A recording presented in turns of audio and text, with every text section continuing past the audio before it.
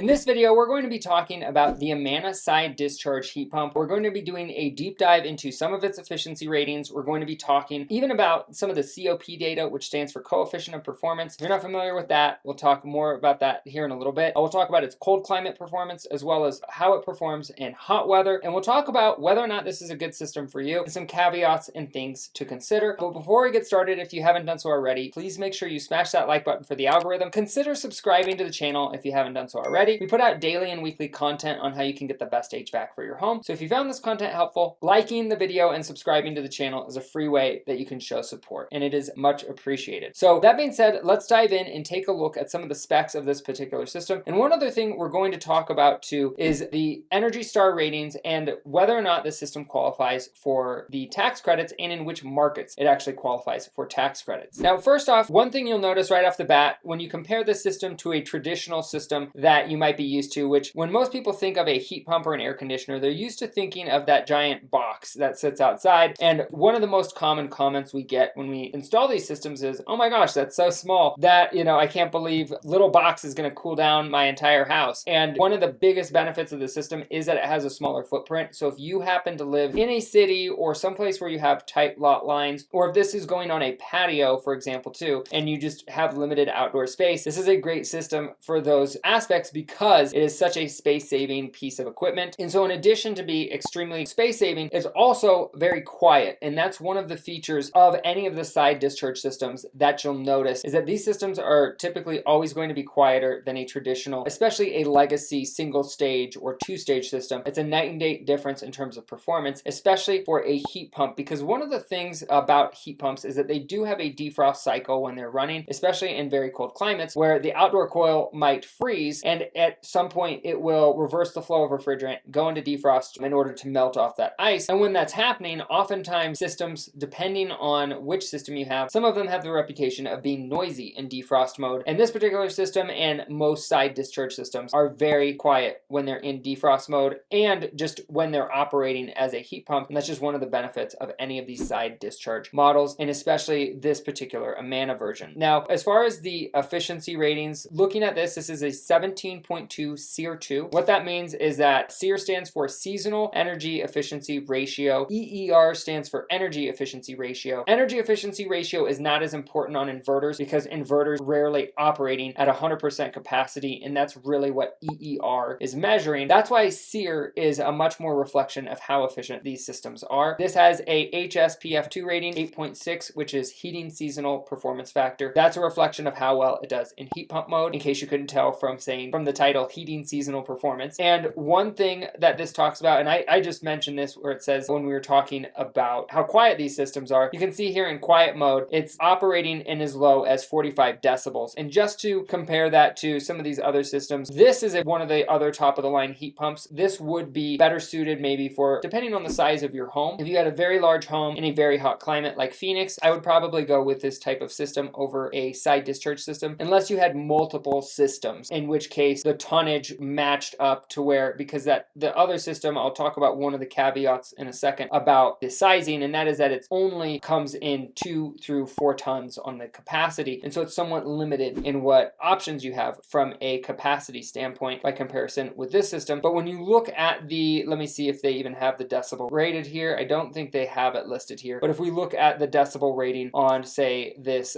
two-stage system, what you'll see if it has it listed. Nope, it doesn't have it listed. I am striking out on decibel rating comparisons. But I promise you, it's normally about 70 to 75 decibels where these legacy systems come in. I guess I should have read that before I started making this video. Anyways, back to the show, back to this side discharge system. But the bottom line is this is extremely quiet. I can assure you that's one of the most common comments we get when we install the side discharge systems is that people love how quiet they are. Now, if you look at the next line down, it says compatible with the Amana brand smart thermostat. One of the things to consider with any of these communicating systems is part of how they achieve their efficiency is with a paired thermostat. Now, the Amana smart thermostats that are communicating thermostats, the benefit of that is that when this system first kicks on, it's going to ramp up and down along a continuum, because whereas a single stage system is basically off or on, the communicating thermostat is telling the outdoor unit and the indoor unit exactly, how hot or how cold it is in the house and how far off it is from set point. And if it's close to set point already, so like you're trying to cool cool to 72 from 73, it's barely going to kick on that unit, and then it'll ramp down kind of slowly. And the reason it does that is to maximize efficiency. But when you don't have that feature and you don't have a communicating thermostat, that's when a thermostat tends to be,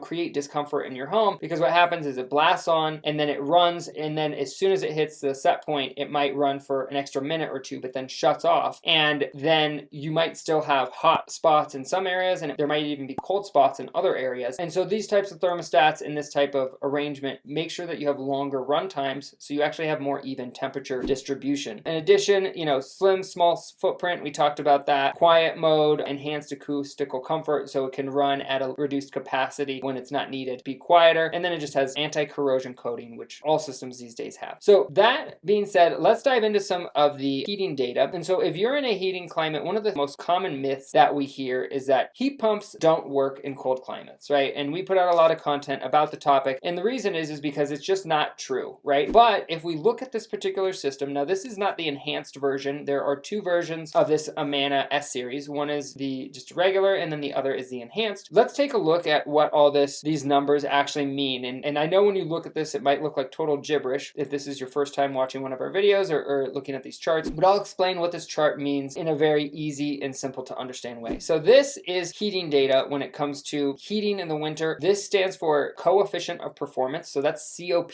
And as you can see right here, the COP is 3.4. Now what does that mean? And that's at this outdoor air temperature of 47 degrees. So that means when the outdoor temperature is 47 degrees outside, this unit has a COP, whatever that means, of 3.4. Okay, and then what happens when it turns to, a colder day and it comes down to 5 degrees? Your COP, you can see it drops to 2. So this actual number, what coefficient of performance stands for and what it means, is that it's the amount of watts of electricity required to create a watt of heat. So for example, this system having a COP of 3.4 at 47 means that at 47 degrees Fahrenheit, it only takes 1 watt of electricity to produce 3.4 watts of heat. And so from an efficiency perspective, it's 3.4 times, this is just another way of restating it, but it's 3.4 times more efficient than a basic electric space heater or electric resistive heat or electric baseboard heat. It's just a different way of articulating the same thing, but it's basically an expression of efficiency. And as you can see, this system, when it drops down to 5 degrees outside, the capacity drops quite a bit. So the other side of this coin is that right here, this is a 2-ton system. At 47 degrees Fahrenheit, it puts out 23,000 BTUs of heat, but at 5 degrees Fahrenheit, it only puts out 14,000 BTUs of heat. So it derates by maybe 40%, and the efficiency drops to about 2. Now this is pretty average even for a cold climate heat pump in terms of 5 degrees Fahrenheit is pretty cold, and so for the system to still maintain a COP of 2 is actually pretty efficient. And the reason this is relevant is this is one of the requirements in order to qualify for one of these tax credits. And so if you look at the tax credit eligibility on this tax credit page, one of the things that's required in the northern blue states right here in order to qualify for the heat pump tax credit is that it's cold climate eligible, which means it maintains at least 70% capacity at 5 degrees Fahrenheit, as well as a COP of 1.75 or better. Now, although this particular model does not maintain 70% capacity of its rating at 47 degrees Fahrenheit, it does maintain that COP in terms of efficiency. But if we look at the enhanced version, which I'll scroll down here and show you which one is the enhanced system has an E at the end of it right here. You can see where it says EA at the end. That's the big difference. You can see that the COP